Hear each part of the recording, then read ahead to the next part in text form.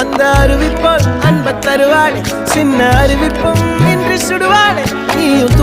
தும்மிடி ஆயுசு நூறாக என்னுயிர் உன்னோட பத்திர சொத்தாக என் பார்வை உன்னோடு உன் பொம்மை கண்ணோடு பேசாமல் விண்ணோடு நாம் மிதந்து போவோம் காதாரா அடியானோ நான் தாங்க மாறோடு